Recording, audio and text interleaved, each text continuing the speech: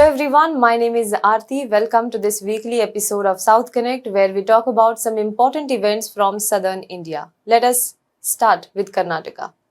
True to its name, Karnataka never fails to show us political nataka in any sense. This time, the state witnessed unprecedented drama unfold with the leaders of ruling BJP and the opposition Congress sending each other chaddis and warring over it.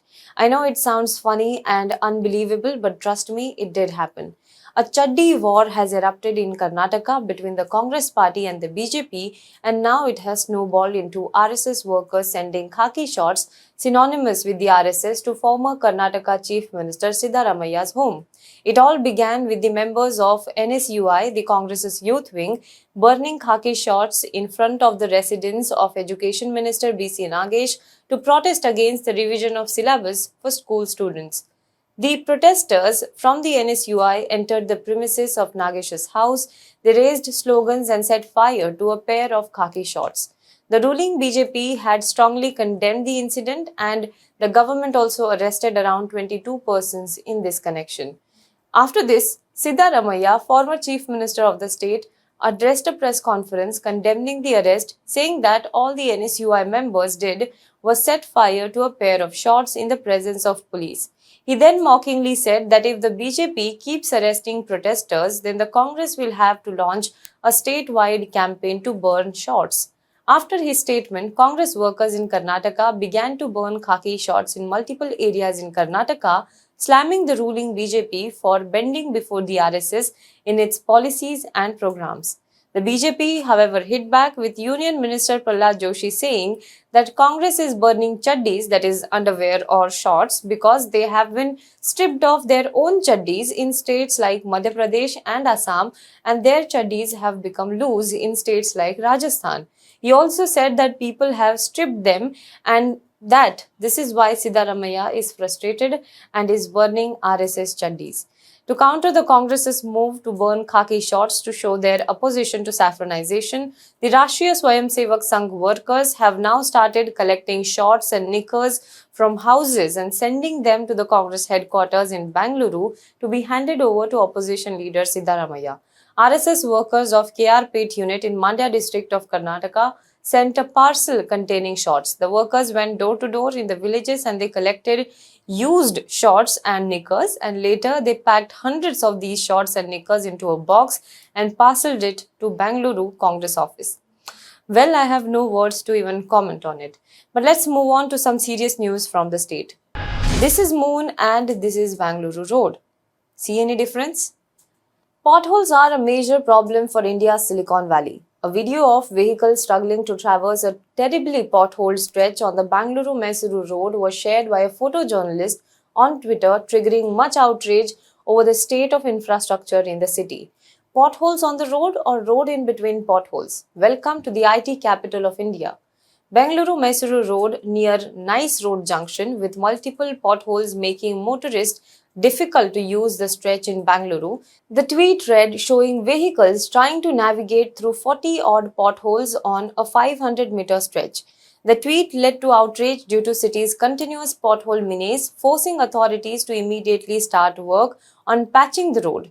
Some even dubbed Bengaluru as the pothole capital of the world. Biocon chief Kiran Mazumdar-Shaw also called it shocking and shameful. A day after the video went viral, JCBs were spotted trying to fill the pothole.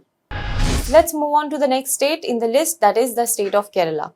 There is a new twist in the gold smuggling case of Kerala. Earlier this week, prime accused in the case, Swapna Suresh, said that she will share an explosive audio tape which will shock the entire country. On Friday, she released an audio recording of the conversation that she purportedly had with a former visual journalist called Shaj Kiran.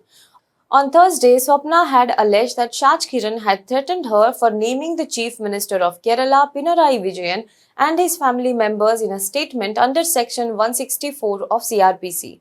In the course of the conversation, the audio of which was released by Swapna in Palakkad, and person identified as Shaj Kiran makes imputations against Pinarayi Vijayan and the State Secretary Kodiyeri Balakrishnan, which Swapna says was recorded after he allegedly threatened her. P.S. Sarith, who is co-accused in the gold smuggling case, is also part of this conversation. The authenticity of this audio clip could not be independently verified by HW News. Now, most of the conversation revolved around Kiran's claims about his proximity to political leaders and Swapna's reaction to them. In the voice clip, Kiran was heard telling her, quoting some online media, that the funds of the CM and CPM State Secretary Kodiyeri Balakrishnan were being transferred to the US through the channel of Believers Church. She had earlier said it all began in 2016 when Vijayan first went to UAE. He had forgotten a bag. Then M. Sivasankar, former Kerala Principal Secretary to Vijayan and top IAS official, contacted her first and asked her to make all the arrangements to make sure that this bag reaches Dubai. This bag was sent to Dubai through a consulate official. That is how the entire saga started. At the consulate office, there was a scanner and where they scanned a bag and it was filled with money. She further said that on many occasions, biryani vessels with heavy metal objects were transported from the house of the UAE Consulate General in India to the residence of Kerala Chief Minister multiple times. Let's move on to the next state, that is the state of Tamil Nadu. This week, a horror story has been reported from Tamil Nadu where a mother forced her daughter to be egg donor and reportedly got her raped multiple times for it. The girl was only 12 years old when her mother first took her to the private fertility clinic in Erode. There, she was forced to undergo a procedure where her eggs were retrieved and in exchange, her mother received a considerable amount of money for it. Over the last 4 years, this girl was forced by her mother and her mother's partner to have her ovum or eggs retrieved a staggering 8 times to fertility centers located in Erode and neighboring districts. According to police, the fertility centers provided 20,000 rupees to the victim's mother and 5,000 rupees to an agent who is a friend of the victim's mother for each forced retrieval.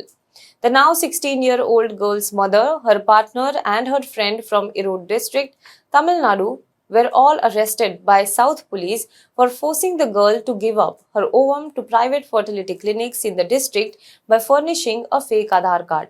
The victim's mother lived with her partner, a painter in Erode, from the time the girl was 3 years old. Later, the teen was sexually assaulted multiple times by this partner. After experiencing emotional trauma and sexual abuse, the victim left her house last week and disclosed her trauma to her relatives. The relatives immediately lodged a complaint against the trio with the police on June 1st. Let's move on to the next state, that is the state of Andhra Pradesh. Supreme Court Chief Justice N.V. Ramana on Thursday, June 9th, inaugurated 2 special courts meant for trial of red sanders smuggling cases in Andhra Pradesh. Chief Justice of Andhra Pradesh High Court Justice Prashant Kumar Mishra and other judicial and top district officials attended the inaugural.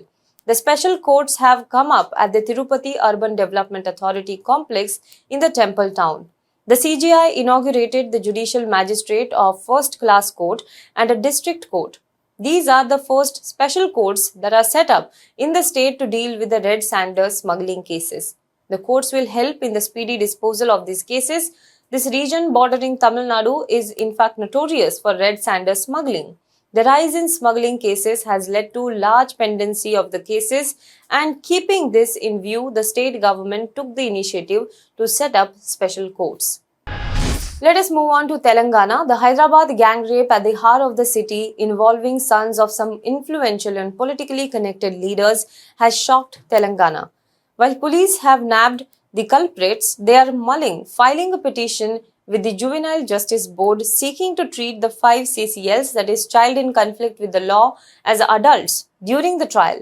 This is so ensure that the accused get the maximum punishment, a move hailed by the State Minister K.T. Ramarao. 6 people, including 5 juveniles, have been apprehended in connection with the sexual assault of a 17-year-old girl on May 28th. One juvenile was purportedly seen in the video misbehaving with the victim but was not involved in the offence, police said.